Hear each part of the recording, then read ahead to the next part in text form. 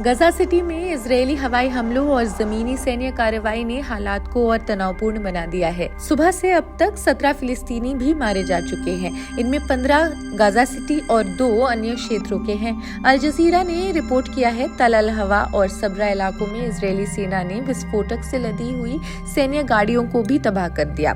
अक्टूबर 2023 से शुरू हुए इस युद्ध में अब तक 65,344 लोग मारे जा चुके हैं और 1,66,795 घायल हुए हैं। हजारों लोग मलबे में दबे हो सकते हैं। 7 अक्टूबर के हमलों में इजराइल में 1,139 लोग मारे गए थे और करीब 200 को बंधक बनाया गया।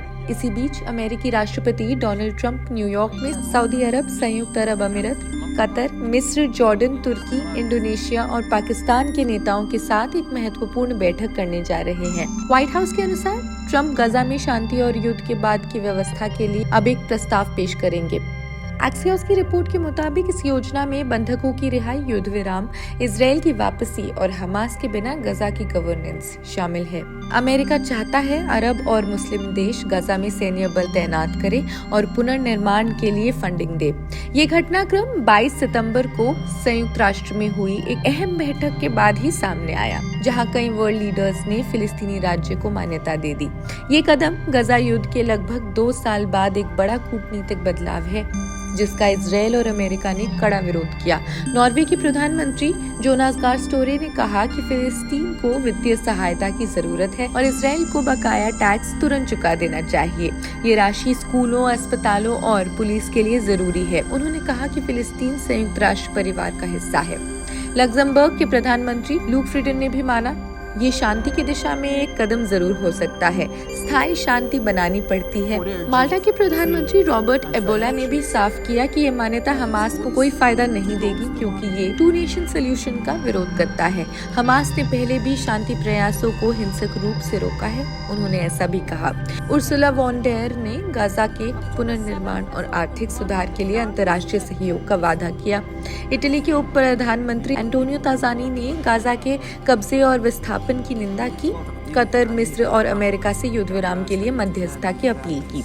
अल्जीरिया के विदेश मंत्री अहमद अताफ ने इजरायली विस्तारवादी नीतियों की आलोचना की और अंतर्राष्ट्रीय एकता को इसके खिलाफ एक मजबूत जवाब करार दिया। अरब लीग के महासचिव अहमद अबुल घेत ने फिलिस्तीन को मान्यता देने वाले देशों से फिलिस्तीनियों को वायलेंस और पनिशमेंट से बचाने की मांग की।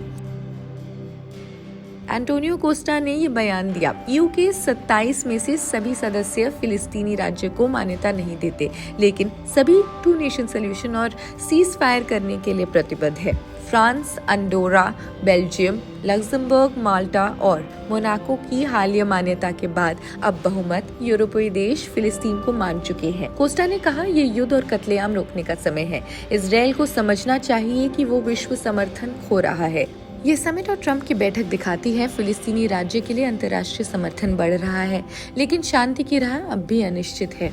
इजराइल ने गाजा पट्टी पर अपनी सैन्य कार्रवाइयों को तेज कर दिया है। हाल के हवाई हमलों में भी कई नागरिक क्षेत्रों को निशाना बनाया गया, जिससे भारी जानहानि और बुनियादी ढांचों को नुकसान भी पहुंचा है।